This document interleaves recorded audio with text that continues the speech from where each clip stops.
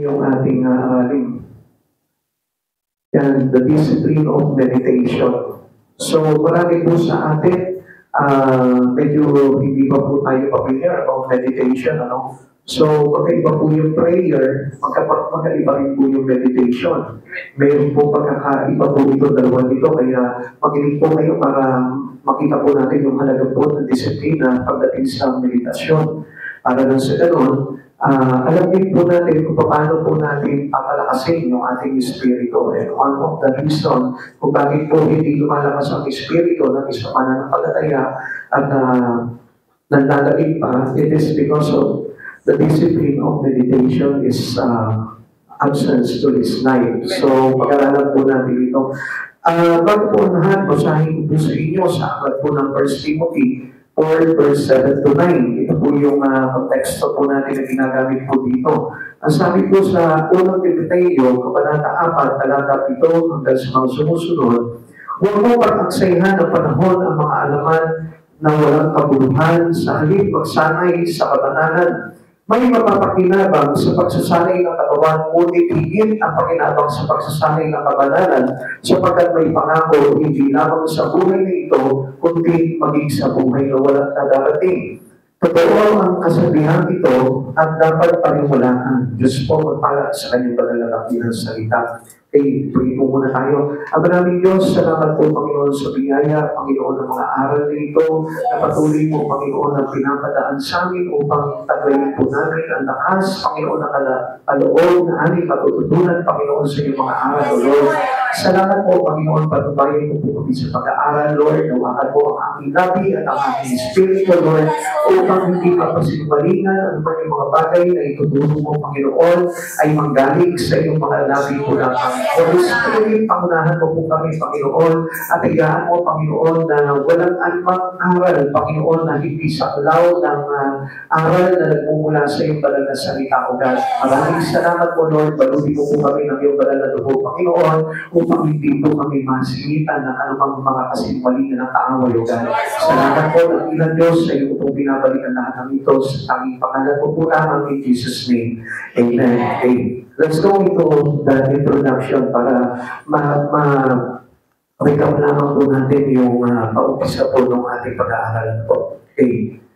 In this series, we have defined spiritual discipline as spiritual exercises that bring one closer to God to become more godly in character and behavior. Ito po ay isang pagsasanay na kung saan magpapalapit po sa atin sa Panginoon. Kaya mahalaga po ito kung nakikita po natin na hindi po lumalapit yung buhay natin sa Panginoon, patuloy pa rin po tayong merong gap between God and you. So, mararamdaman po natin yan. Kaya nga po, ito po yung kailangan po natin na mahugot po tayo sa ating mga pag-uugali o sa ating mga asal pagdating po sa harapan po ng ating Panginoon. The spiritual activities such as prayer, meditation, fasting, singing, giving, and etc. So, ilan lamang po ito para lumapit po yung ating kalooban sa ating Panginoon para tayo po ay to go more closer into Him. Ito po yung mga bagay na ginagawa po natin. Ilan lamang po yan, yung mga natagal na po natin sa pag-aaral po natin, yung prayer, yan po yung fellowship, meditation, fasting, singing, giving, and etc. So, our previous studies examined the discipline of prayer. So, yung nakaraan po natin pag-aaral, pinakita po natin dito kung paano po yung disiplina sa ating mga panalangin. So, sana po natatandaan niyo pa rin po yung mga bagay na yan. Ano?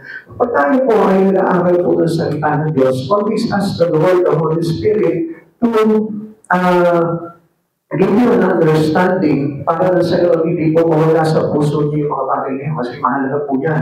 Tandaan po natin, natandaan ko po nung araw na tinuturuan po ako ng mentor sa akin, sabi niya sa akin, lahat ng bagay na itinuturo sa iyo, kung sino kayo nagtuturo sa iyo na nag-handle ng spiritual life mo, ganito po ang dapat na gawin mo. Sabi niya sa akin, lagi mong iibag sa puso mo, gawin mo parang treasure po yung puso, laging nakatago po doon, nakaintog doon, dahil yun yung talaga totoong kayamanan po natin, na hindi mananakaw sa atin ang kahit sino po yan. Okay, Noting especially the value of secret, simple, and steadfast prayer. Kung nakatandaan niyo po yan, ano po?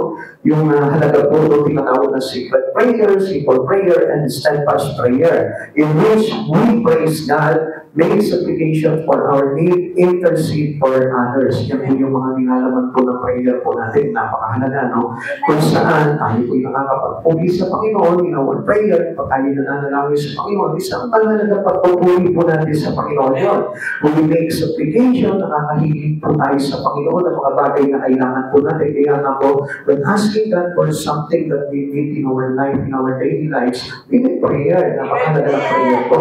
And the rest is to intercede for others. Yung pwede po natin ipanalangin yung kapwa natin, yung pamilya po natin, yung mga tao na nawawala sa Panginoon, yung mga tao na nangangailangan po ng pag-asa sa buhay. Yan yung kahalagahan po na pinag-aralan po natin from our past series of discipline of prayer. Now, meron pa po tayo dito na kung saan ito po ay closely tied to prayer is the disciple of meditation.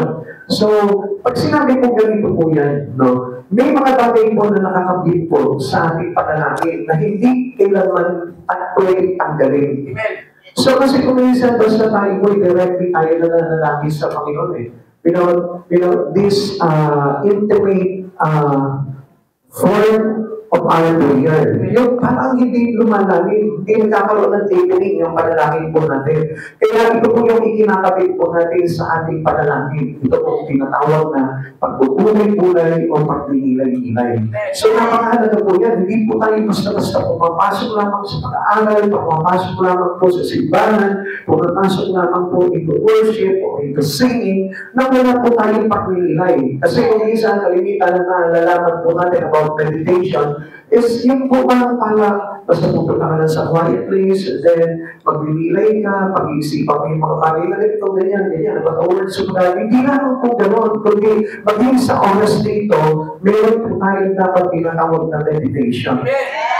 Sabi po dito, spiritual exercise practiced by men of God. Ginagawa po ito ng mga tao na naglilingkod sa Panginoon. At wala mga tao na naglilingkod sa Panginoon na hindi pinapractice ito. Hindi sinasanay ito po tinatawag na meditation. So sabi nga po ng awit, chapter 1, verse 1 and 2, paano ang tao hindi nakikinig sa payo ng masama at hindi sumusunod sa masama nilang halimbawa? Hindi siya nakikisama sa mga mumumutya at hindi nakikisangkot sa gawaing masama. Number 2, sa halip, verse 2, sa halip kasiyahan niyang sumunod sa kautusan ni Yahweh, binubulay-bulay niya ito sa araw at gabi. Kapag may mga instruction ng Panginoon o kaya naman natuturo ang Panginoon, ikaw mismo, dahil sa kinauupuan mo, magninilay-nilay ka na ngayon. Yan po yung kumbaga parang sasaliksikin mo ng malalim. At alam niyo po ba, hindi natin magagawa yung ito bless. Sapagkat ang kababawan po ng ating flesh is about all the things that we see.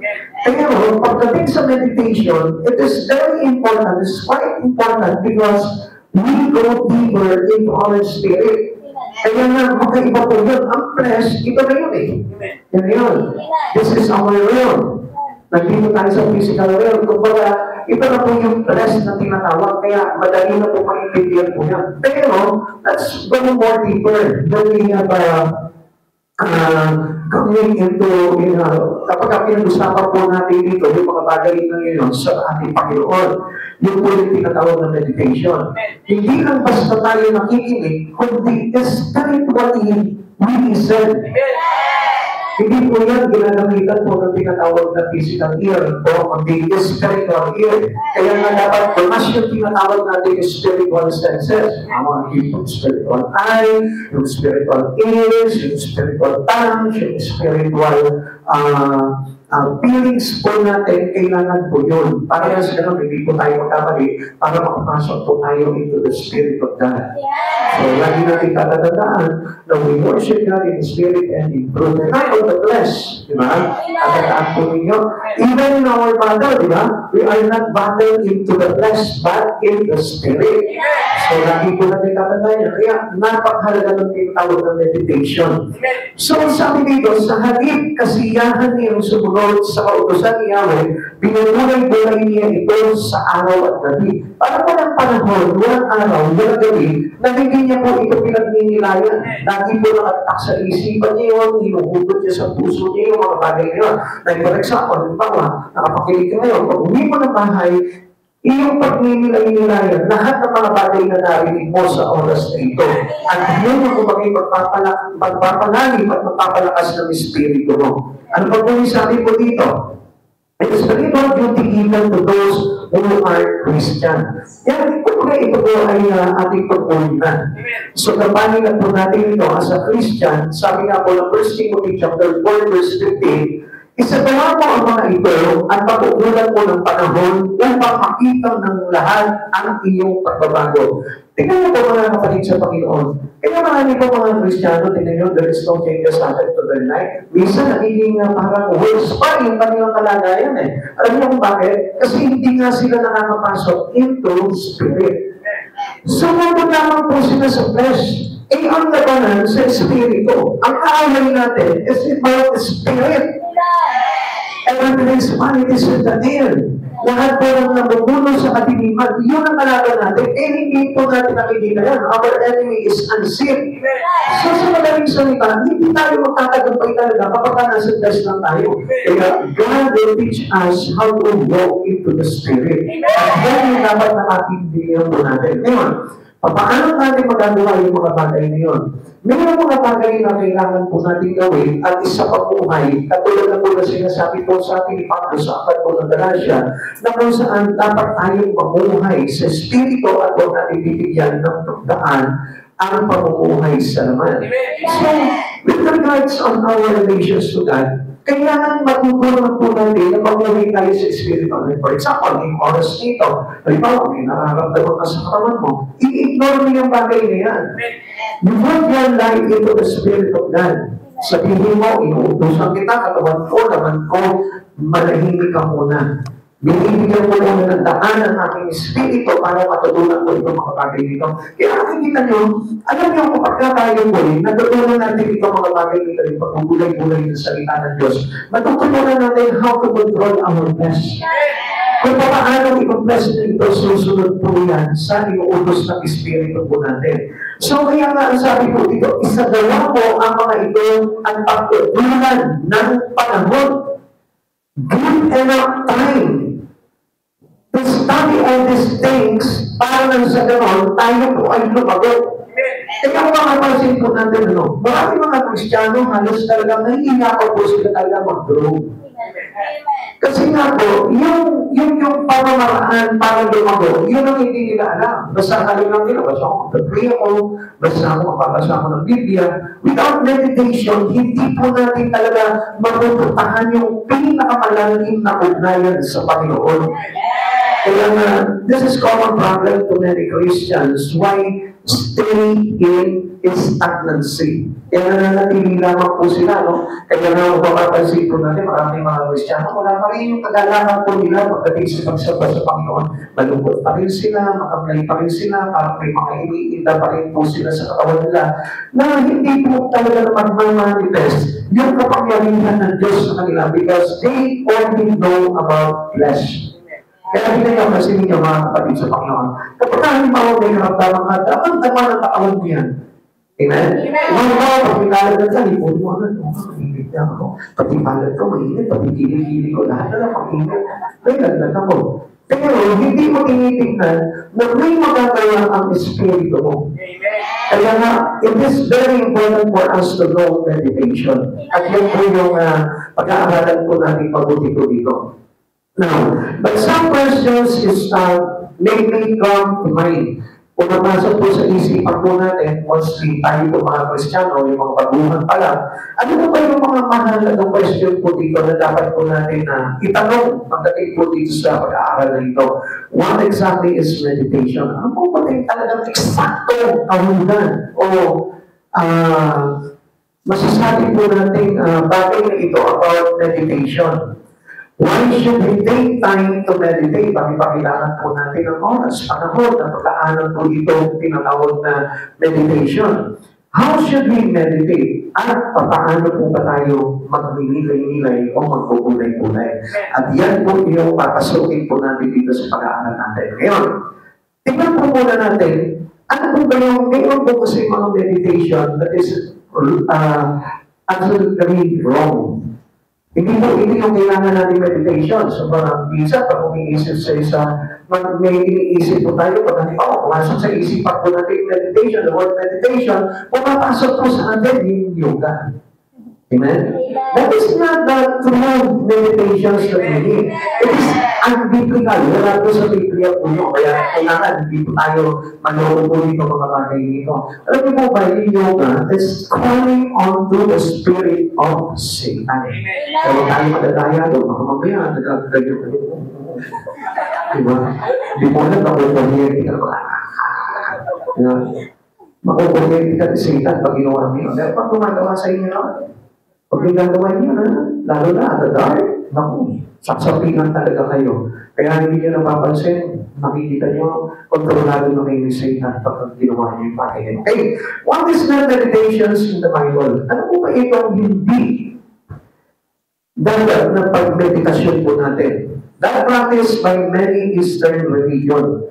Ito po ay mga practices po itong mga taga-Eastern religion, no? Yung mga taga-Eastern. So, ano po ba ito? Like Hinduism, Buddhism, or Transcendental Meditation. So, yun lamang po yan. Hindi po natin practices yan dahil hindi po yan kinukuha nila into the words of God. Kundi ito nakabase lamang po doon sa mga tradition nila.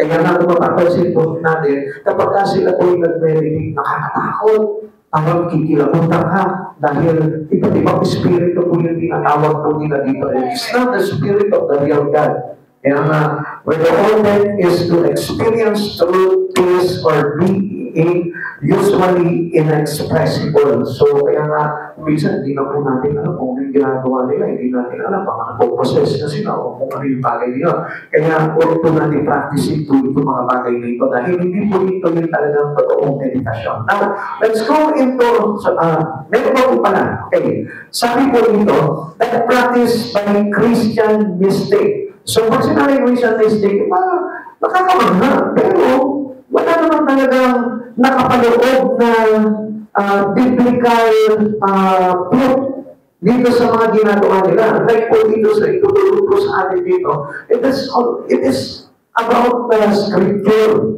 yung itutulog po sa atin dito. Now, tingnan niyo po ito, the practice of the Christian mistake, such as Quakers and others of the found among Catholics and Protestant. Kaya makikita niyo, di ba? Meron mga, okay, sino po yung mga Katoliko po dito? Wala na sana, no? So sana po tayo lahat. Tingnan nga, papansin ninyo, saan po nila nakuha yung pagtitirik ng pagdila? Saan po nila nakuha yung pagpapaspas po ng holy water? Ginagamit, panakot po sa sumang, di ba? So, kapag hindi po natin ito, i-relate po talaga sa Biblia, medyo malilitaw po talaga tayo. Kaya marami po parang mga ginagawa na kung saan, wala naman po talaga sa Bible.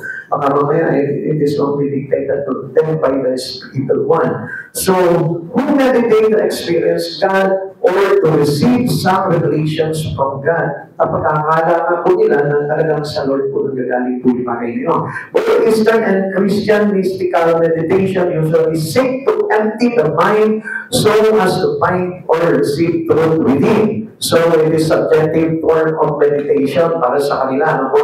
Kung minsan, alam niyo po, ito po yung kalimitan na kapag may practices tayo na hindi galing sa Biblia, madalas ginagamit po sa atin ito ng kaaway. Nagte-take advantage sa kaaway dahil kaya-kaya niya tayong pasukin. Kaya laging natandaan, all our practice is written in here. Walang practices tayo na hindi nakasaad po dito. Dahil kung hindi nakasulat po dito, maaaring gamitin sa iyo yan ng kaaway. Kaya nga, nung araw, meron tayo mga ibang pinapractice po dito na tinanggal na po natin dahil natutunan po natin po itong bagay na ito. Okay, tuloy po natin. What is meditation in the Bible? Ano po ba ito pagpupuli-puli nito? Pagninilay-nilay, pagdating po sa Biblia.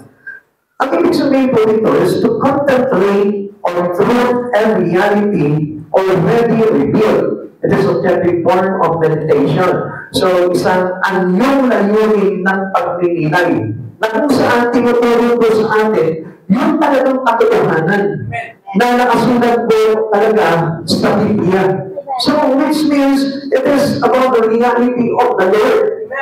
Na kung saan pinakita sa atin ni Jesus Christ yung kanyang meditation, yung kanyang ginagawang meditasyon pagdating po sa sarili po nila. Pero, tignan po natin yung other example po dito. Except on Christ Jesus, alam na po natin, si Jesus po talaga, mahilig po talaga yan na mag-meditate po talaga yan. Lalo na, they go into a quiet place, into the mountain, and then into sa mga kabintagan, doon siya nagme-meditate. So, tingnan po natin kung sino ba po itong mga tao nito. So, ito po ay isang example. For example, the man of after God's own heart is one who meditates on. Kilala na po natin yan. Sino po yan? Ha? Mali, sigurado yun. Sino yan? Naman sa after God's own heart? Si David. So, si King David. Tingnan po natin kung paano po mag-meditate ito si David. Si David, he has a form of meditation. At ang unang-una, tingnan niyo po, hindi talaga maliligaw. At ito po yung dapat na maging basihan po natin. Ang unang-una sa map ng kanyang meditasyon is the Lord Himself. Ang Diyos mismo. Kapag siya nagpapantay-pulay, kapag siya nag-iisip, ang focus niya is to God, to Yahweh. Wala siya ibang iniisip. Hindi niya iniisip yung ex niya. Hindi niya iniisip yung problema niya. Hindi niya iniisip yung mga bagay na nakakapagpabagsak sa kanyang espiritu. Kundi ang iniisip niya yung magpapalakas sa kanya. And you all know that this is coming from our Lord. Sa Diyos, kaya nga, tingnan mo, si David kahit bagsak na, bigla na lang bumabangon eh. Bigla na lang nagiging strengthful. Bigla na lang siya lumalakas, bigla siya nagiging brave. Bigla na lang siya parang nakikipagsagot pa sa mga matapatan niyo na awal. Kaya makapansin po natin, ang bilis umuwi ko ng lakas ito si David. Why? Because his form of meditation is focused onto the Lord. Sa Diyos siya nakapokus.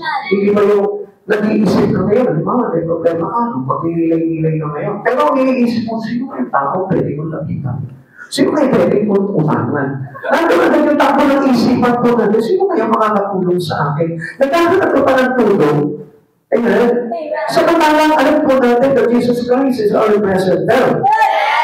Tingnan po natin yung David po dito. Sabi niya po sa awit 63 verse 6, laman ka ng kumikando sa matalang nag-iintay, pagkapat na ang palaging iniisip ko ay ikaw. Nagpupuyat siya, hindi sa cellphone.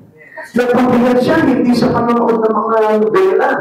Hindi siya nagpupuyat doon sa mga bagay na wala katulad ko. Di ang pinagpupuyatan niya yung pakikipag-liig niya sa ating Panginoon. Pinakausap niya kung tapat ang Panginoon.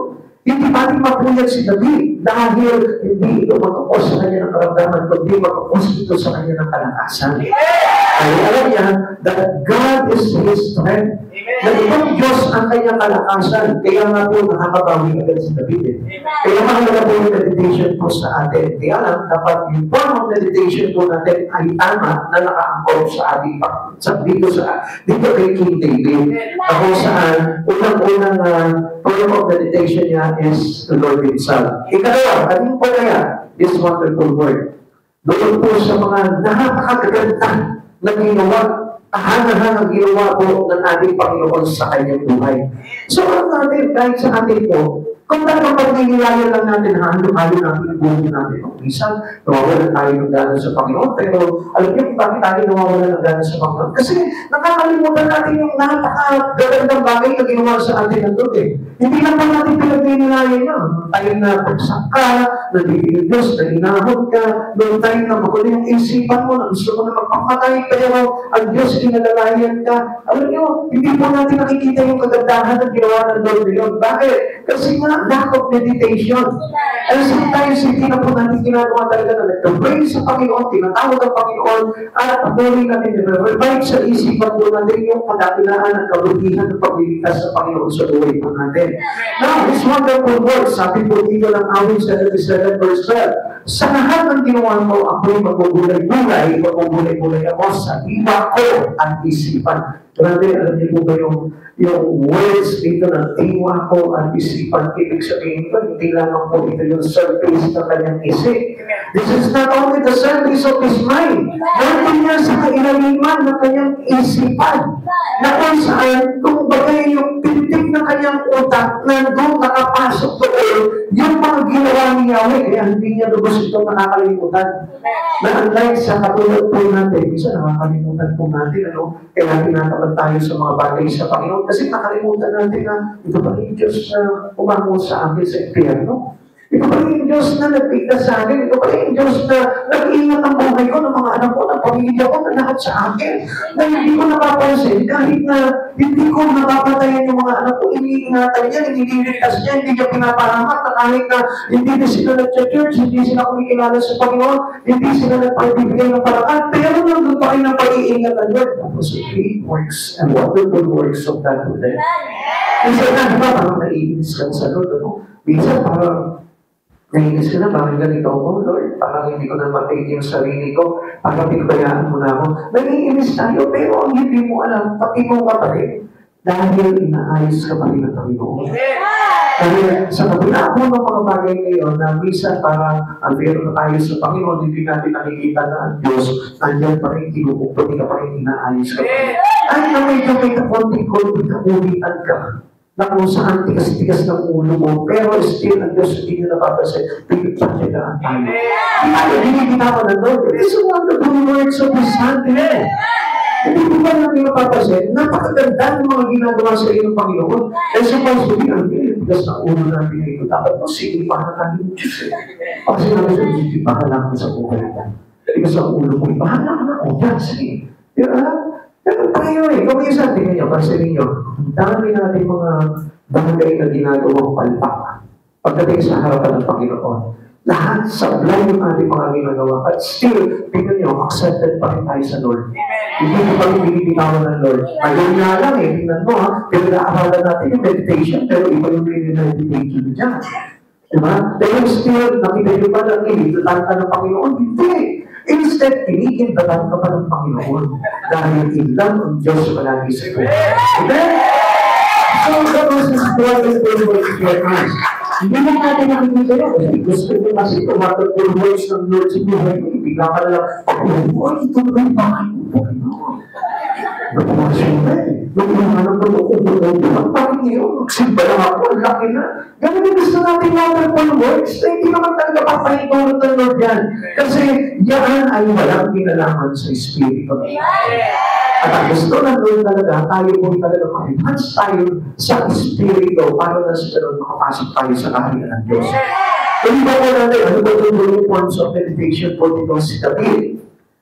Yung po tinatawag na His revealed words. Yung nakapasa siya sa salita talaga ng Yahweh.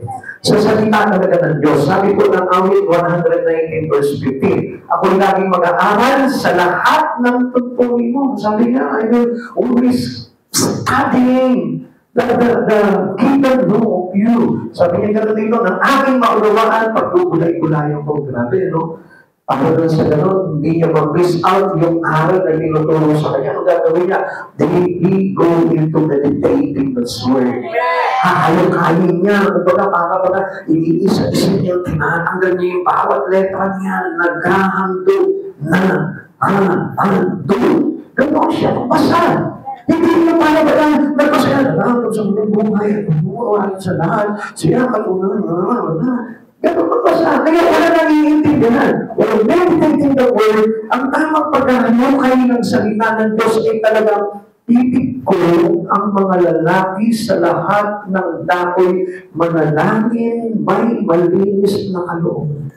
Ang mga lalaki sa lahat ng dakoy mayroong panalangin na malinis na kaloob.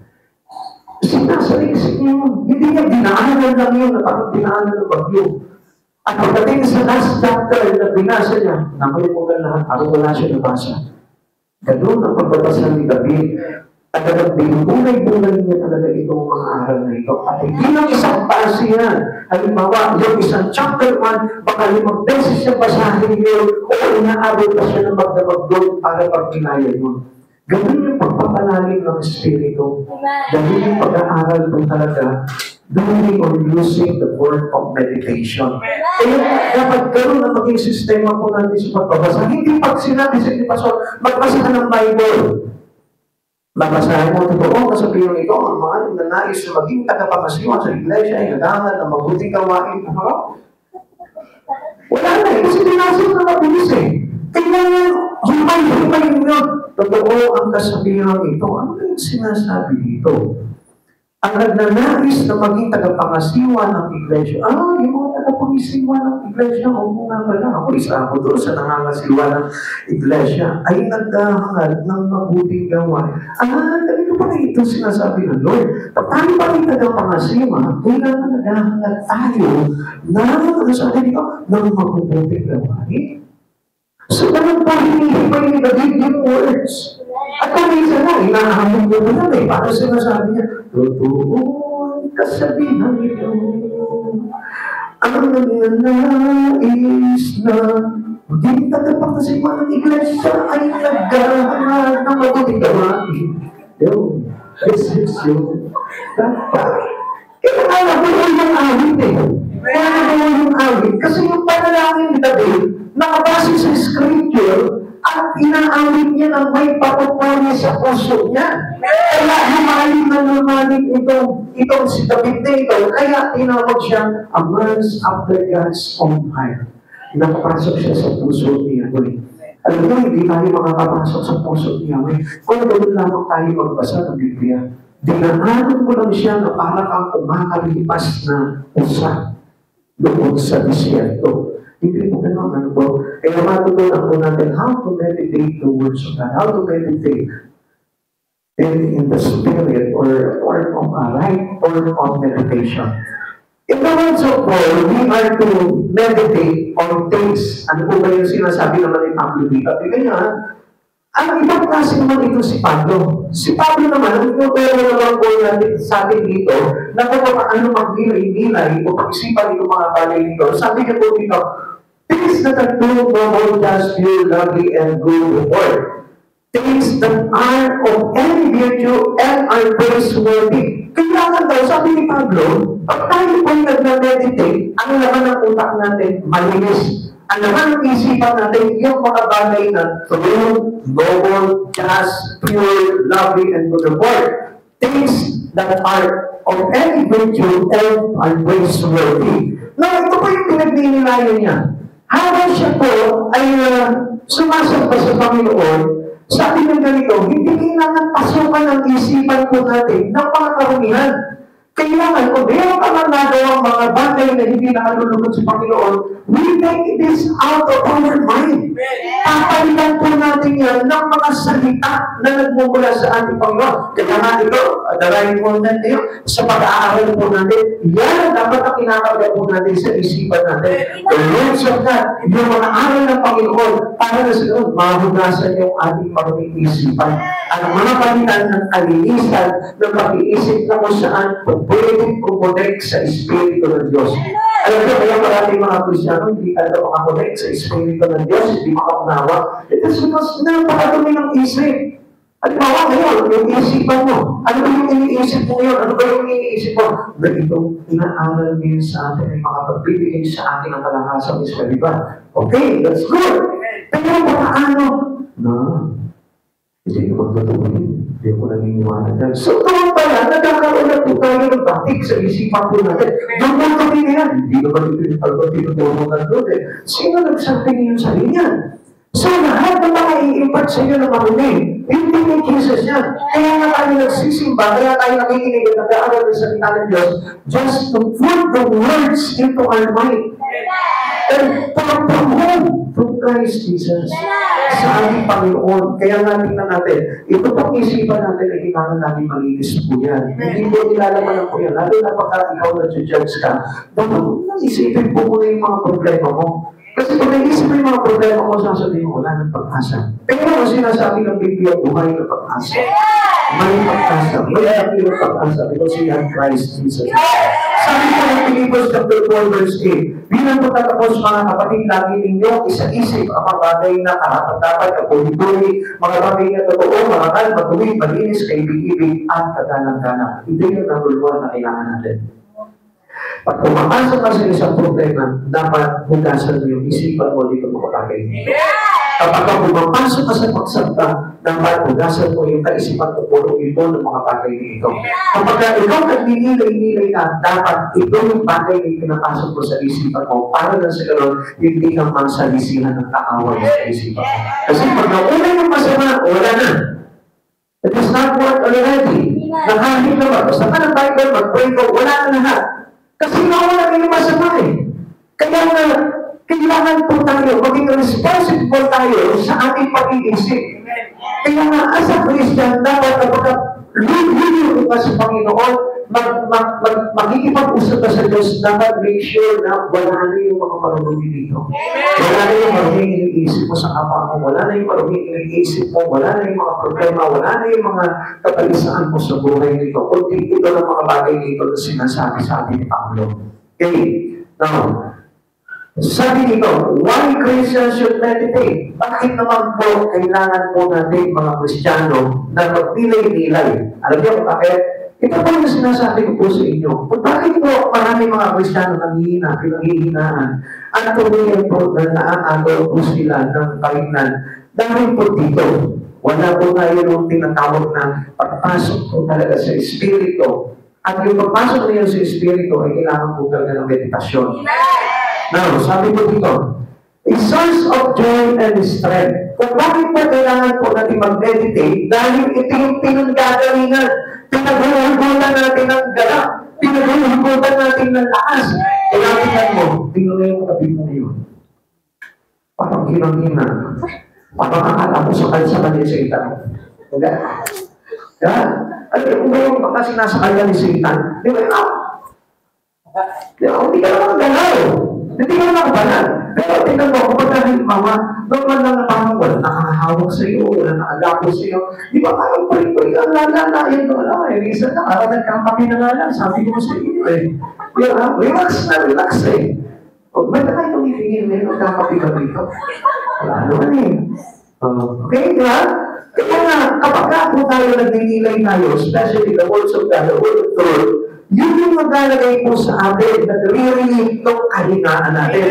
Nagre-relieve ng ating kalungkutan. Kaya makikita ko, sasaya ka agad dahil ito yung talagang pinagagalingan po ng kagalakan at ng kalakasan. As seen from such passage, like, ano yan? Sabi ko dito, di ba? Yung mga bagay na tinuro sa atin ng mga salita ng Diyos, di ba? Ay sabi ni Pablo sa atin, magdala kayo palagi sa Panginoon, iuulit ko, magdala kayo. Dahil bakit? Tayong mga nagagalak dahil meron tayong Diyos na talagang Diyos na kagalakan. So this alone should motivate us to meditate more often.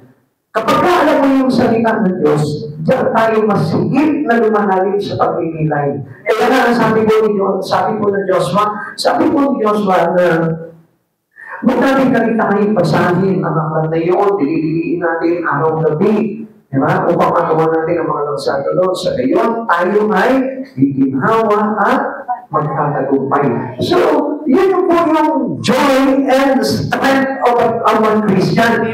Kaya nga, kapag kami ang joy and strength, ibig sabihin niya, nagtatagumpay sa Espiritu yan. Pero kung kayo bawal, itong oras nito, sabi ko nga po sa inyo, parang mga sakal-sakal ni Satan. Diba? Ano ba yung ng mga sakal-sakal ni Satan? Tingnan mo nga kung kaya nyo. Ano yung nun? Bakit nasa kanya na ba ni Satan? Ba't alam mo? Diba? So, hindi. Yung halimbawa, sakal-sakal ka lang na katabi mo. Paano kaya itsura nun? Diba? Ang paano itsura? Hindi mo ba yan? Tumatawa pa. Diba? Ano sinasakal na parang hirap na hirap na sa buhay eh. Diba? Parang kahirap. Diba? O, di na ko kayo yung katabi mo. Di na ko yung katabi mo. Parang sinasakal yan. O, diba?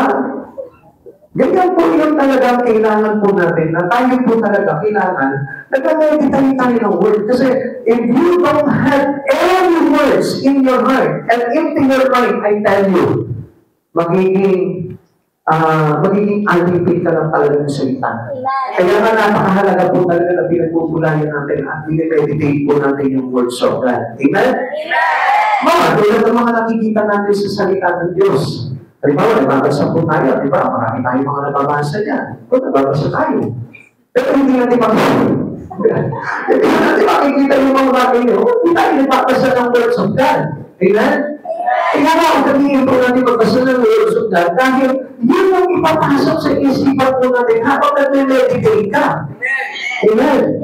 Eh, halimbawa, let's say, marami kang utang. Siyempre, ang isipan mo, naglalaro mo, utang, bayan, wala pa yan, pamayami, bayad na naman. Di ba? Eh, kasi ko, isipin na doon. Mukha ka kasi pera eh. Kaya ito, nagkakutang-utang ka. Yan. Kaya ano sabi niya ng Biblia? Sabi niya, huwag kayong magmukha ng santi. Ano nyo? I will never leave you nor forsake you. So sa kanya, hindi tayo iniiwan ng Panginoon. Kaya nga, doon magkakaroon tayo ng kaibigan. Ang Diyos na pala sapat na sa buhay ko para magkaroon ako ng joy and strength. Amen? Kaya naman po yung dapat na mag-uudyot sa atin kapag tayo po ay nagninilay. Yung pong salita ng Diyos, ito yung pala ng lalaw yung sinabi na pala ni Sister. Kalimutan ko po ngayon.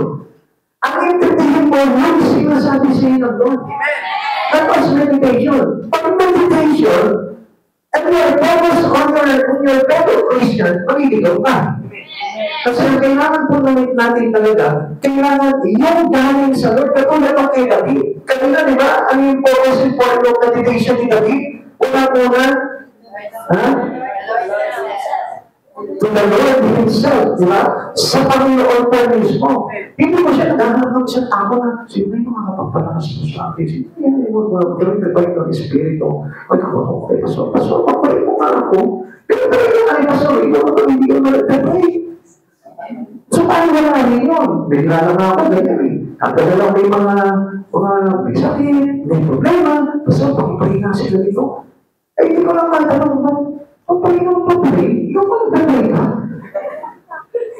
Kasi hindi ko na kailangan talaga eh. Although backup na lang po yun, yung mga kapatira, yung mga prayer po ng kapatira, mahalaga po yun. Pero gusto ko talaga mo, dapat ikaw mismo, mag-prayer ka. Kailangan na ikaw mismo. Ano ba sabi ng Biblia? Pagkina without ceasing. Hindi tayo magsasawa sa pananalangin dahil kailangan po natin ito. This is the power of every Christian who believes Christ Jesus. Kapag po yan na nagbibigay kalakasan po sa atin. Kaya nga yung prayer with meditation, it will strengthen us and give us more joy. Amen. Tuloy po natin. Sabi po ng Isaiah chapter 40 verse 30 to 31. Namin nyo na po ito. Hindi ba ninyo nalalaman, hindi ba ninyo naririnig na itong si Yahweh, ang walang hanggang Diyos, ang siyang lumikha na buong daigdig. Hindi siya napapagod sa isipan niya, walang makakaunawa. Ang mahihinat mga napapagod ay kanyang pinapalakas. Kahit na ang mga kabataan ay napapagod at nanlulumaypay. Ngunit muling lumalakas at sumisigla ang nagtitiwala kay Yahweh. Lilipat silang tulad ng mga angkila, sila itatakbo. Ngunit hindi mapapagod, sila ilalakad. Ngunit hindi manghihina. So this talent is supernatural. Amen! Kahit bagsak ka na, kung alam mo lamang pagbulan-bula yung salita ng Diyos, lalakas ka. Amen! Kahit na sa dami ng problema ko, hindi ka kakalunin ng problema ko. Katulad nga ni David, di ba ang tayo na nag-press si David? Ang sabi ko ni David, parang lahat, nalaban niya eh. Napapagigilan ako ng mga tao na gusto kong patayin Yahweh. Pero anong ginawa niya? Nakipag-usap siya kay Yahweh, nag-meditate siya, pinipuli-puli niya yung mga sinabi sa kanya ni Juan. Anong ginawa? Parang dinaanan ng lumaragas ang pagdiyo, yung mga kaaway niya, pagsahan na. Kaya mga kapatid sa Panginoon, dito po natin makukuha po talaga yung totoong lakas at kagalakan po natin. Dalawa, an important part of our transformation. Bakit kailangan po natin ng meditasyon bilang mga Kristiyano? Kasi mayroon itong kinalaman doon sa tinawag na pagbabago ng ating buhay. So, the goal of evaluation is to become more like Christ. Kaya nga, we need transformation. Now, napakahalaga po ng meditations for us to be transformed. Ngayon, tingnan po natin ano po. Kasi unang-una, para tayo ma-transform, ang unang-unang magiging goal natin, yung maging katulad tayo ni Kristo. Hindi maging katulad ng kapitbahay niyo. Hindi maging katulad ng isang sikat na entrepreneur. Hindi katulad ng makita natin mayaman na influencer. Hindi yun ang kailangan natin katulad. Hindi katulad ni Kristo. Yun ang goal ng ating tinatawag na meditation. For us to be transformed according to the image of the Son of our God. So sabi po ng Roman chapter 8 verse 29, sapagkat sa mula-mula pa alam na ng Diyos kung sino ang magiging Kanya at ang mga ito pinili niya upang maging katulad ng Kanyang anak. Sa gayon siya ang nagiging panganay sa lahat ng maraming magkakapatid. Tingnan niyo po ito minsan ang dami natin ini-imitate sa buhay natin. Ang dami, mga tao, mga sikat, mga artista, mga mayayaman, mga nagpapakasasa sa kayamanan ng mundo. Yun ang gusto natin maging katulad. Alam nyo, that is not a Christian goal. Kaya kung gano'n ang goal mo, ibig sabihin mo, not a Christian. The true goal of a Christian is to be transformed according to the image of God's Son. Yung maging katulad tayo, itong si Jesus, na maging panganay po natin siya. Yun yung ating nililibis sa buhay. Kaya, kung mapapansin natin, mga kapatid sa pagkakas, obviously, dito natin makikita yung talagang totoong Kristiyano. Ano ba yung goal niya? Maging katulad siya ni Jesus o maging katulad siya ng mayaman ng kapitbahay niya? Kapag kapatid natin sa Panginoon, doon at pili po rin. Kasi kung natin ang dumating po ang Panginoon, at yun yung kailangan po natin na tinuturo sa ating Panginoon, why we meditate the words. Alam niyo, kung hindi na po tayo mag-meditate sa words of God, alam po mangyayari sa atin. Magiging po talaga tayo. Hindi natin alam po, ano yung layunin ng Lord sa buhay natin?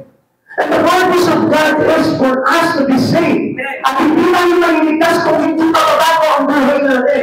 We need to transform according to Christ Jesus. At hindi na kailangan po na mangyari sa buhay po natin. Hindi na kailangan po dito na maging sikat ka, maging mayaman ka, o kahit na ano pa po yung mga pangarap po sa mundo dito. Hindi na po yun. Simple lang. Yung maging kawangis po tayo ng ating Panginoong Yesu Cristo. An important part of our transformation. That's why we should meditate. Kung bakit po kailangan po natin ng meditation. Ikalawa, this requires a transformation. Ang hinihingi po talaga sa atin ay yung pagbabago. Yung tayo po ma-transform into the image of Christ. Kaya ba paano mangyayari ito? Kung tayo po ang ginagaya natin yung mga bagay sa sanlibutan at hindi yung mga bagay doon sa kalangitan. Kaya natinawag sa atin ng Panginoon po dito. This is the form of meditation that we need. Paano po ba ito? Ito yung sinabi po ng Roman chapter 12 verse 2. Huwag kayo makiayon sa takbo ng mundo ito, sa halip hayaan ninyong baguhin ng Diyos ang inyong pag-iisip. To renew our mind. Para ma-transform daw tayo, pinanagbaguhin ng Diyos yung isipan natin. Kaya ang hirap na hirap po sa atin ang Panginoon na baguhin yung takbo ng isipan natin. Bakit? Because we are the focus on Christ Jesus, but we focus on the other things. Kaya ano sabi niyo po dito, sa halip, hayaan ninyo baguhin ng Diyos ang inyong pag-iisip upang maunawaan ninyo ang kanyang kalooban sa gayon. Magagawa ninyo kung ano ang mabuti, kaluluwa at ganap na kalooban ng Diyos. Always take note. Ito yung dapat naman itatak sa atin dito. Hindi tayo maliligtas kung hindi tayo sumusunod sa kalooban ng Diyos. At ang kalooban ng Diyos, ang maliin na sinasabi po dito na pagnilayan ng bawat Kristiyano. Yung pagbabago ng isip para tayo ang pagbabago na katulad ng ating Panginoong Yesu Cristo. Kaya nga, without this transformation, by renewing our mind, hindi magaganap talaga yung gusto mangyari sa ating Panginoon na naaayon sa kalooban niya. Kaya makikita nyo, kalimitan, marami ng mga Kristiyano, gumagawa lamang sa sarili nilang kalooban. Ang pamantayan nila sa paglilingkod sa Panginoon ay ayon lamang sa pamantayan tao at hindi po doon sa tinatawag natin God's rules. Kaya nga, kanina, naunahan ko na po sa iyo meron tayong tinatawag na human rules and God's rules. Pag human rules, mapapahamak tayo yan. Pag God's rules, ibig sabihin niya, kalooban ng Diyos at ang sabi ng Panginoong Yesu Cristo, sino na mga malimita? Yaon lang sumusunod sa kalooban ng aking kapagnasan. Tandaan nyo, yung mga tao ganito, they are surprised. Bakit? Kasi natilikod sila sa Panginoon eh. Nagpapalaya sila ng demonyo, nagpapagaling sila ng may karamdaman, nagpapahayag sila ng salita ng Diyos, pero still hindi sila naligtas. Bakit? Because they are doers of evil. Mga evil doers sila. Bakit po ba sila naging evil doers? Kasi kontra sa kalooban ng Panginoon, yung kanilang pagawa. Kontra yung kanilang pamumuhay sa kalooban ng Panginoon. Kaya nga, gusto talaga ng Lord na tayo hindi makiayon sa takbo ng mundo ito. Sa halip, hayaan ninyong mabuhay ng Diyos at inyong mag-iisip upang maunawaan ninyo ang kanyang kalooban. Amen. Amen. This renewing is possible only when we set our minds on the proper things. And what are those proper things? Sabi po sa ating ito, on things above, not on things on earth. Sa mga bagay na panlangit at hindi sa mga bagay na panlupa. Ako, napakahirap po ito dahil we're getting busy and busy and busy on the things on earth. Kaya nga, we avoid this. And God preventing us to do our focus on the things on earth. Ayaw na Lord, pinipigilan tayo. Kaya nga sabi niya gano'n, huwag kayong umayon sa takbo ng mundo ito. Iba na kayo, parang nakikiusap pa sa atin ng Lord doon eh. Transform and renewing your mind. Kaya nga sabi niya rin po sa Romans chapter 12, ano sabi niya po dito? Offer your life as a living sacrifice. Sabi po ng verse 1, holy and acceptable to God. Now, how can we become a holy and acceptable to God? Kung yung mga bagay na ginagawa po natin is not according to the holiness of the Lord. It is according to our human needs. Sa mga pangangailangan naman, sa mga bagay dito sa atin. Kaya nga sabi niya gano'n eh, set our minds on the proper things. And what are those proper things? All the things above, not on the things on the earth. Hinihingin po sa atin naman yan. Kaya nga, it requires for us meditation para maunawaan natin itong sinasabi ng Biblia. At hindi tayo mapahamak at hindi tayo mailigaw nung sarili na lamang po natin kaisipan. Kaya nga, akala po ng ibang tao, makakapaglikod sila sa Panginoon na hindi sila nakasabit sa authority ng Lord. Akala nila, pwede maglikod ng independently. Kapag kapatid sa Panginoon, walang independente na paglilingkod sa Panginoon. Kundi, we are submitting into the power of our God. We are submitting into the head of the church. And who is the head of the church? Christ Jesus. Kaya makikita nyo, mabiyo po tayo ng body of Christ. Jesus is the head, and then the fivefold ministry, and the rest, yung mga kapatiran.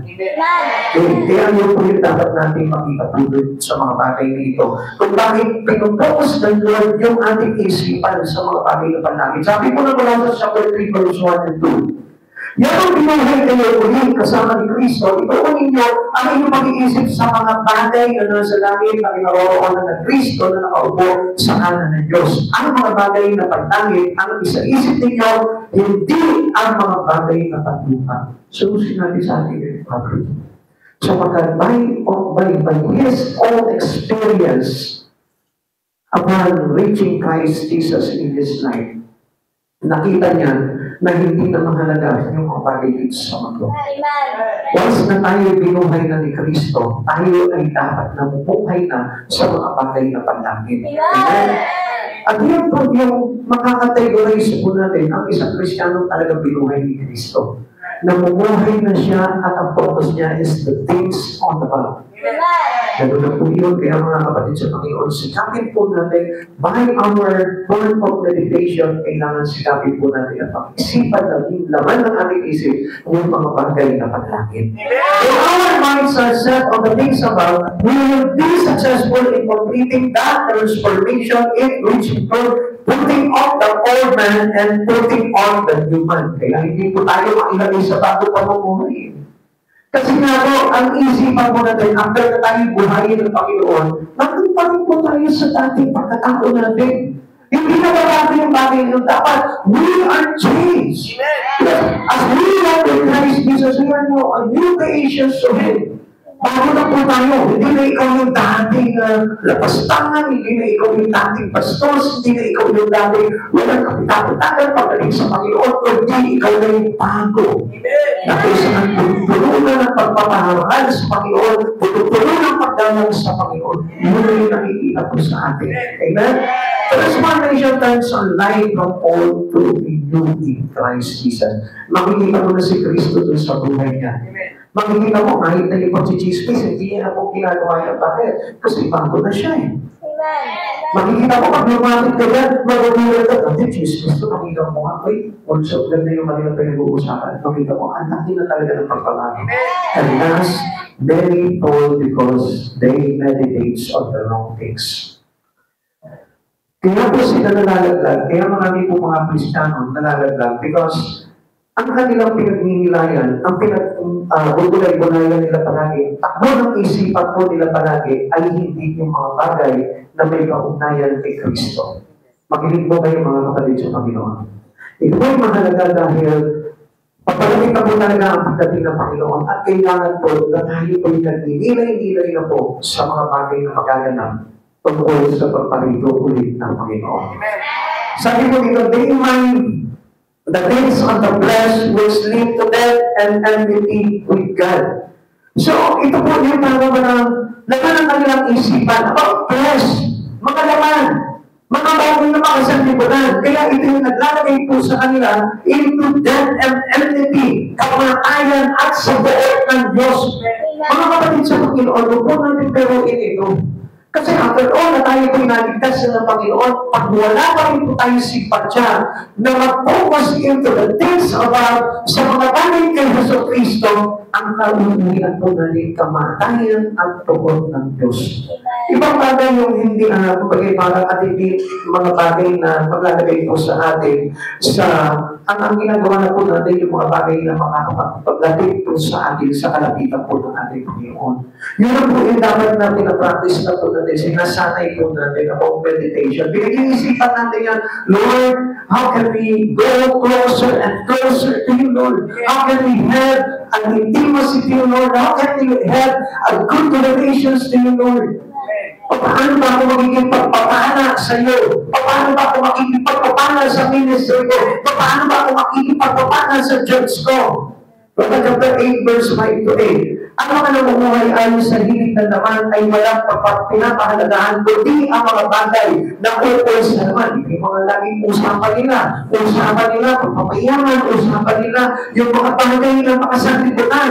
Kaya hindi na po pumapasok sa isipan nila. Ibig sabihin na, there is no meditation happens into their mind. Kaya nga sabi ko mga po sa inyo, araw-araw, nag-meditate yung isipan po natin. At ang pinag-uusapan natin na, words of God, pagpalakas ng Espiritu, pag-aligtasan, pag-aturihan ng Panginoon, yun yung dapat na lagi po natin pinatutunan. Hindi po sa inyo. Ang mga namumuhay ayon sa hilig na naman ay wala pinapahalagahan, kundi ang mga bagay na ukol sa naman. Ngunit ang mga namumuhay ayon sa Espiritu ay nagpapahalaga sa mga bagay na espiritual. Ang pagsunod sa hilig na naman ay naghahatid sa kamatayang, ngunit ang pagsunod sa Espiritu ay nagdudulot ng buhay at kapayapaan. Kaya nga, kapag itinutuon ng tao ang kanyang pag-iisip sa mga hilig na naman, siya ay nagiging kaaway ng Diyos sapagkat hindi siya nagpapasakop sa batas ng Diyos at sadyang hindi niya ipinapagagawa. Ang nagbubuhay ayon sa hilig na naman ay hindi maaaring kamitan ng Diyos. There is no salvation. Ang mangyayari po doon, yung pagpuot ng Diyos at kamatayan sa walang hanggan. Yun ang aking kakasabihan doon. Kaya let us only focus and meditate the will of the Spirit na tinuturo sa atin ng Panginoon. Now, anong dapat natin gawin? What will we need to do? Ano ba yung dapat na gawin po natin? fill your mind with positive spiritual thought. If you really want to, ito yung dapat na gawin po natin. Renew the mind and be transformed. Kung until now, hindi ka pa rin po natatransform, kung hanggang ngayon, hindi pa rin napapalitan yung laman ng isipan mo, ang isipan mo pa rin yung mga bagay ng makasaglibutan. Kung ang isipan mo pa rin yung mga bagay ng mga bagay dito sa mundo ito, mga bagay sa laman, I tell you, you need to renew your mind and be transformed.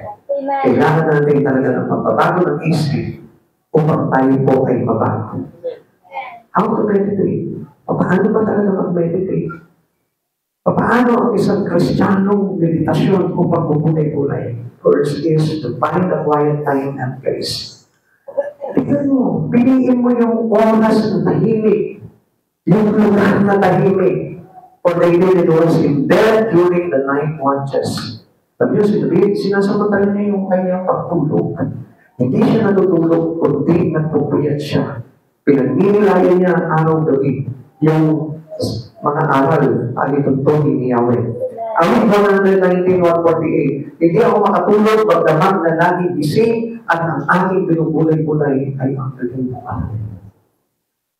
Nabubuyat siya dito sa mga bagay nito. Nabubuyat siya ng may kinalaman sa Espiritu ng ating Panginoon.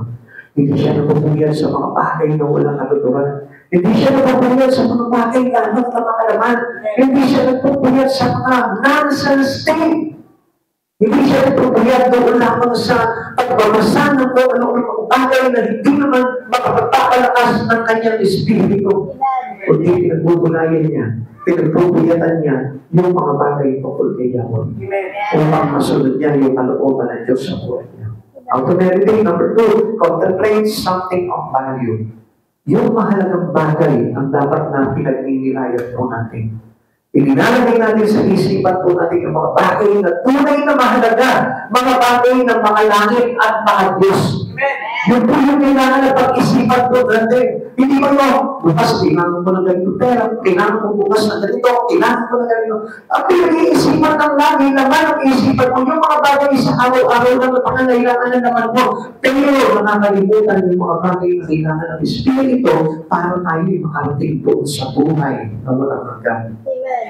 David focused his meditation on 3 things. Ulitin na po ulit natin ito, no? Yung kanina. Kaya, pinakita po rin natin dito na yung kanyang focus sa kanyang pagninilay-nilay ay the Lord Himself. Ulitin po natin, awit 63:6, laman ng kayang balita ko, samantalang nahihintay magdamag na ang palaging iniisip ko ay ikaw. So, inuulit po sa ating David ito. Ano ba po yung ikalawa? Is wonderful works. Yung mga bagay na ginawa sa kanya. Kaya inuulit po ito ni David dahil mahalaga po ito. Okay, sabi po namin sa 37 verse 12, sa lahat ng ginawa mo, ako'y magbubulay-bulay ako. Sa diwa ko at isipan. Laging inalaman niya dito. Laging ipinapasok niya dito. Hindi yung mga bagay na makakapagpahamak sa kanya, kundi ang laman ng isip niya araw-gabi, walang ibang kundi si Yahweh. Amen. Yun magagandang ginawa sa kanya ni Yahweh. And last number 3 is revealed word. Sabi mo ng awit 1948, mahal ko ang iyong utos, ito'y aking ginagalang, sa aral mo at tutunin, ako'y magpupugay-pugay. This is the form of meditation, and David focused his meditation in his 3 days.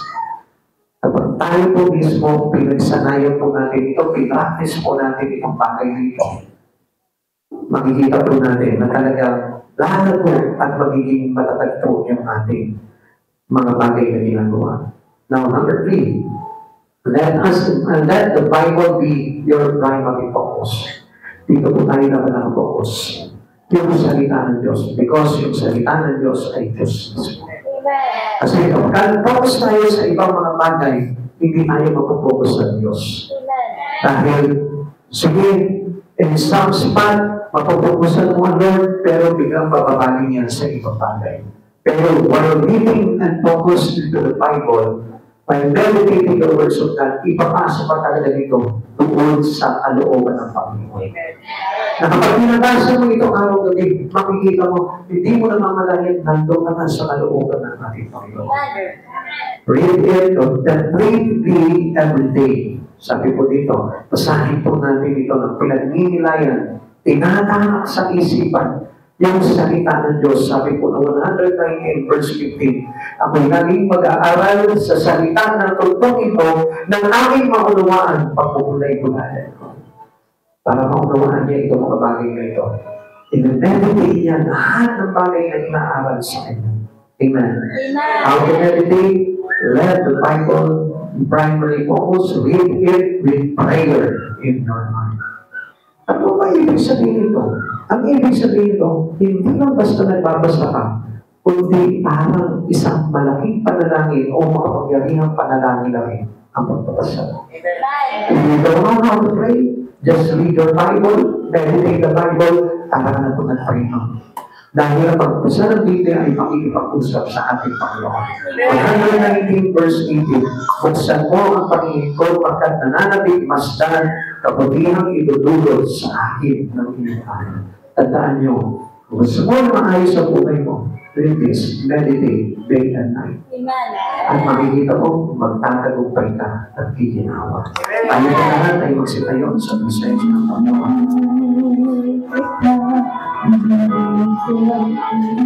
Tingnan po na natin nagawa yung pagpipili ay talaga makatagay sa Panginoon. Kaya pa po yung huling araw, huling panahon na kinausap ko ang Panginoon pinalaliman sa puso ko. Kaya pa mga kinausap ang Panginoon ko during your problem, during your trials. Kaya pa yung huling pagkakataon na yung kinausap ng Diyos. Alam mo mga kapatid sa Panginoon, ito mo yung madalas na inaabangan sa atin ng Lord. Yung mga araw na kung saan magpapagpas ka sa Kanya, makikipag-usap ka sa Kanya, dahil yung makikipag-usap ka sa Kanya, walang istorbo, walang magtinistok sa iyo, hindi, nakapunta mo yung pusong isipan mo sa Panginoon Jesus. Ang dalang po dito kapatid sa Panginoon, kailan mo ginawa dito bagay nito?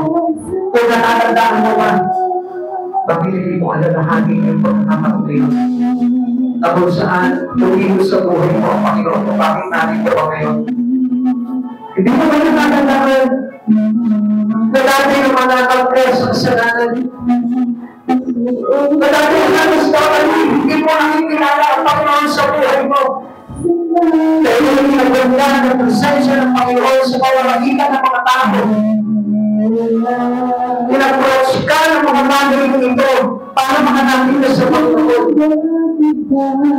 Kapag ito nalalaan mo yung oras na yun, hindi ko ba yung pinakamasarap na panahon na kung saan sariwa yung puso mo kay Kristo. Alam mo, kung maaalalahanin mo lang yung mga bagay na ginawa sa iyo, Lord. Tingnan mo yung oras na ito, mapapalakan mo na. Tingnan mo yung oras na ito, mapapagbag yung kalungan. Bakit hindi mo subukan na alalahanin mo yun? Nagpapalakan mo yun sa puso mo. Alalahanin mo yung panahon na kung saan ilang beses ka nagpapag ginawal ng Panginoon. Ilang beses ka pinatabi niyan sa mga ito, pero kinalinan na ng Diyos. Hindi mo ba ako pinulayan ka? Nagmamahal mo sa buhay, pero kinunggod ka ng Diyos.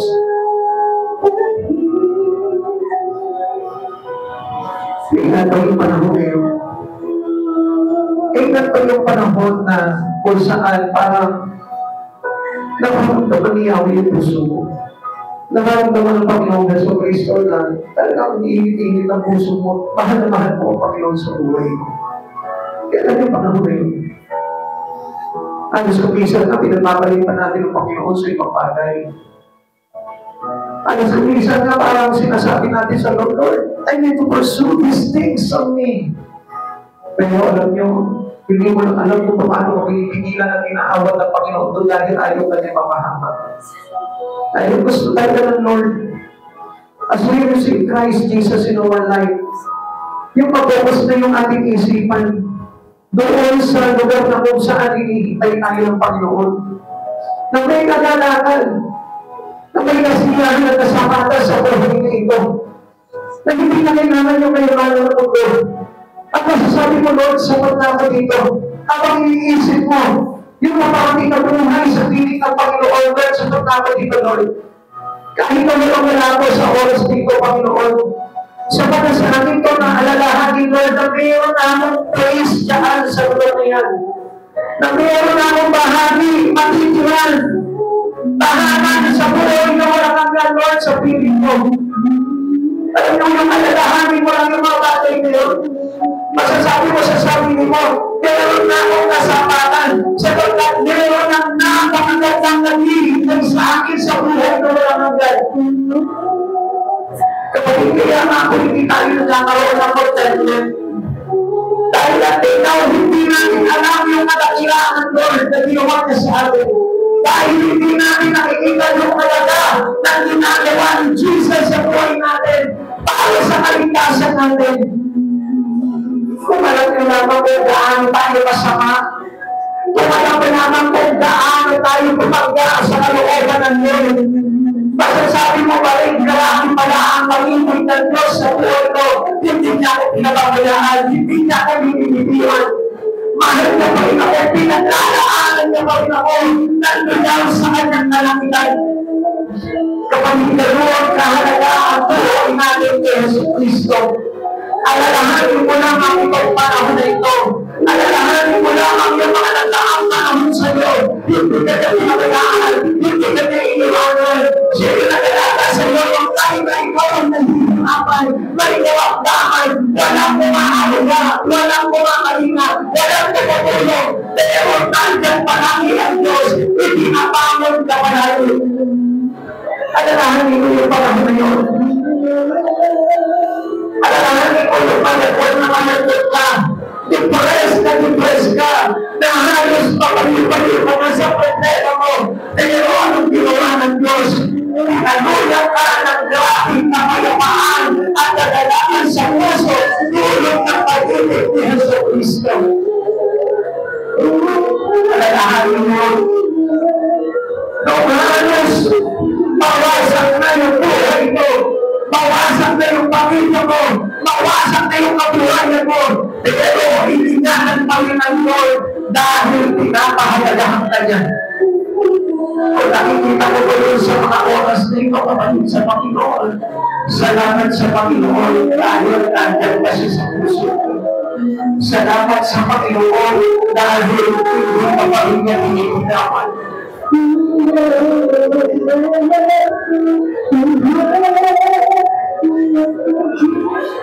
Kapatid ko, mayroon ka magiging kagalakan sa buhay mo ito. Huwag mong ipagpapalik ang kagalakan na Lord kay Jesus Cristo. Mayroon kang bagay na dapat itawan sa buhay mo. Itawan mo yung nakakapagpaliwalay sa iyo na Jesus Cristo. Sapagkat si Jesus Cristo nilalaban ka. Sapagkat si Jesus Cristo iniingatan ka. Sapagkat si Jesus Cristo lagi kang iniisip sa buhay mo na. Kaya nga tayo iniisipin na ng Lord. To meditate Him. To meditate the Lord Himself. To meditate the words of God. Kapatid, dahil gusto niya na makita mo yung ganda ng pangako ng Diyos sa buhay mo. Yung ganda na naghihintay sa iyo sa buhay na walang hanggan. Come on, pag mo lang isipin yung mga bagay sa iyo. Isipin mo lang yung bagay sa Espiritu. Gusto ng Diyos na sa oras nito makapasok ka sa kanyang kalaguman. Makapasok ka sa kanyang na kanyang puso. Makapasok ka sa kanyang kalooban. Gusto ng Diyos nito na sa oras nito para nasa ko na dito pa naman ay nasa langit ka na sa piling ni Jesus Cristo. Gusto niya sa oras nito para nasa ko yung kagaanan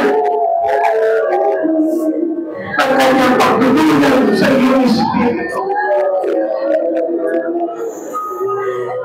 Nararamdaman ko ba po yan?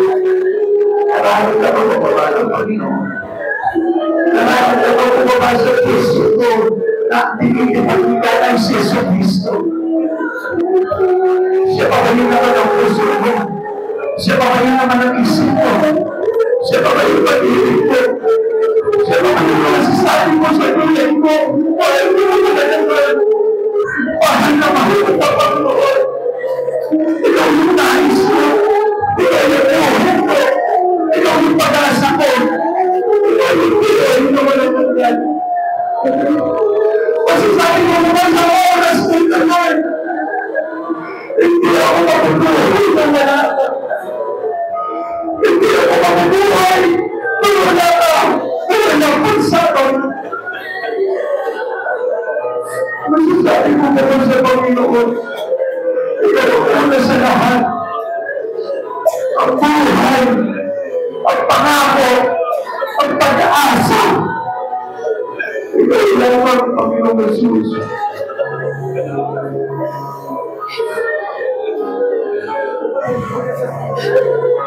Sino ba na yung naman ng puso ko? Sino ba yung lang tinitubog ng puso ko? Sino ba yung dalawang sumasali palagi sa isipan ko? Nararamdaman mo ba siya? Nararamdaman mo ba ang takik sa malinang po ng Panginoon? Nararamdaman mo ba yung himas sa ikot mo ng Panginoon? Habang pagpulukan ng mga alalahan? Nararamdaman mo ba yung ilit ng pag-ibig ni Jesucristo? Nararamdaman mo ba na kapag nasasaktan ka? Masigit na nasasaktan sa iyo ang Panginoon. Nakapagod ka na nabati ka, masigit na nagkakalabahan nila ang Diyos.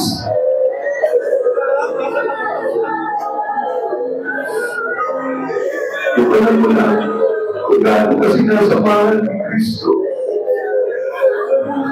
na hindi ka na iniiwan na kahit sandali hindi ka na iniiwan dahil mahal ka niya.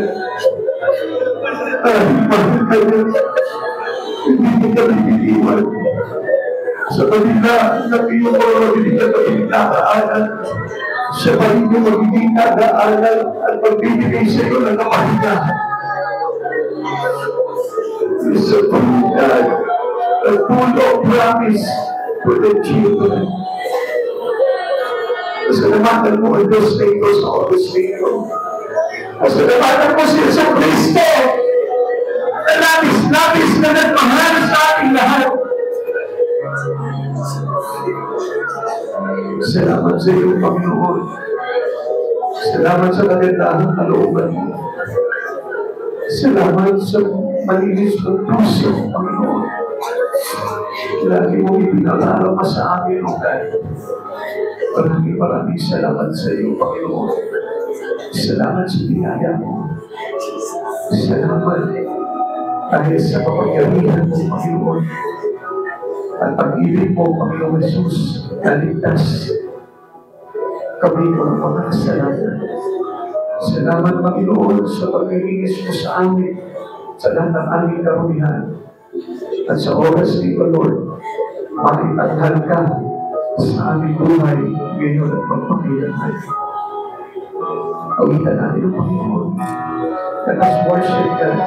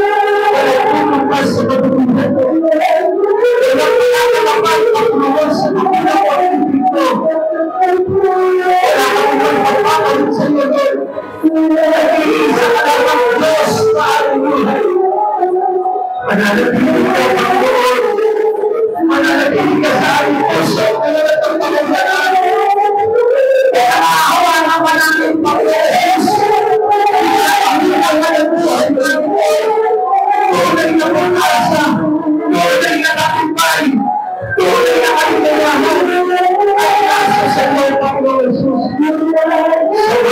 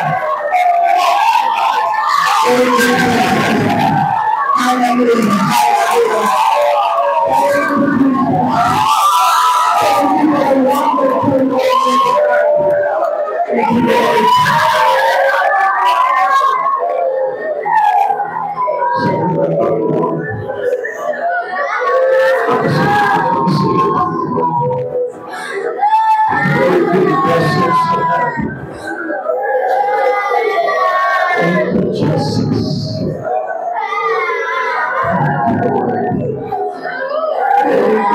guiding us, Lord. Thank you for your Spirit, Lord. Thank you. Salamat, Panginoon. Salamat po. Maraming Diyos. Papasalamat po kami, Panginoon. Hindi ako mapag-isang banalan mo. Papasalamat kami, Panginoon. Itaranas po sa amin, Panginoon.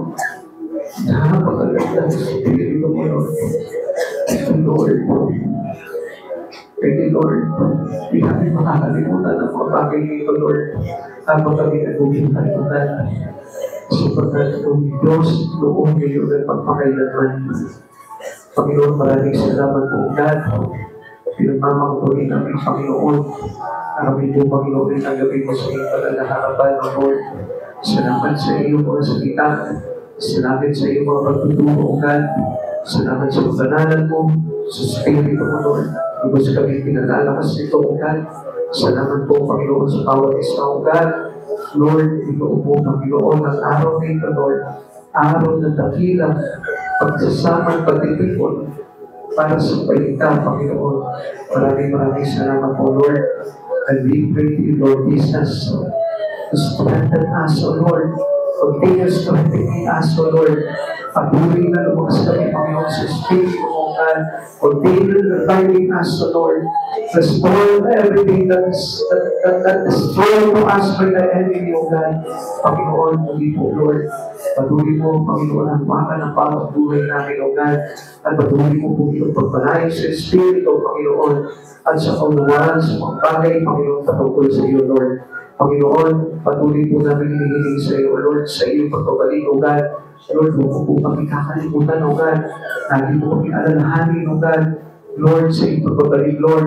Huwag po kami hayaan, Panginoon, na may iwan sa lugar nito, Lord. Sapagkat hindi gugustuhin ng kahit na sino pa man, Panginoon, na maiwan dito, O God.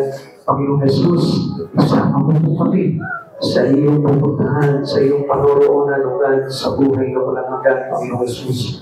Maraming salamat po, Lord. Panatiliin mo talaga ang aming pangalan sa akal ng buhay, O God. Lord, walang mabibis sa amin dito, Panginoon. Walang isa man sa amin, Panginoon, na may iiwan dito, Lord. Lord, maraming salamat po, O God, sa mga paalala mo sa amin, O God. At patuloy po kami, Panginoon, nagaganap, Panginoon, na pagpipuro ka sa buhay nito, Lord. Maraming salamat po, O God, at hayaan mo sa oras nito, Lord. Inurubuhin po sa iyo ang aming pag-iwalay, ang aming po pag-uwi sa aming mga pansamantalang tirahan, O God. Lord, malmalapit po kami ihatid, Panginoon, sa bawat tahanan po namin, Panginoon, na may buong pag-iingat, kaligtasan, Panginoon. Ilayo po kami, Panginoon, sa pagpapantaan kaamoy, O Lord. Baluhin po kami ng iyong banal na dugo, maging ang aming mga sasakyan, O God, upang ikaw ang Diyos, Panginoon, na patuloy po, Panginoon, kasama po namin, Panginoon, sa buhay ni ikaw, Lord. Panginoon, lagi ka nandiyan, Panginoon, at patuloy po, Panginoon, ang maasa kami, Panginoon, na hanggang sa huli, Panginoon, hindi mo kami bibitiwan, O God. Maraming salamat po, Panginoon. Thank you for the life of everyone here, O Lord. Kaya po, Panginoon, na simang nakakalimot sa iyo, Lord, muli mo paalalahanan, O God, na ikaw, Diyos, Panginoon, na kailangan natin hatong. Salamat po, Panginoon Jesus. Napakahalaga mo, Panginoon, sa buhay ng bawat isa amin, O God. Salamat po, Panginoon Jesus. Muli po, Lord, sa iyo po namin ibinabalik ang lahat ng ito at ang aming pasalamat, lahat ng aming pagpupuri ng buong puso, buong kaluluwa, buong lakas, buong pag-iisip ay sa iyo po lamang, Panginoon Jesus. Salamat po, Panginoon, sa iyo po namin ibinabalik ang pinakamataas na papulit pagsamba. To God be the highest glory in Jesus' name. Amen and amen. Hallelujah.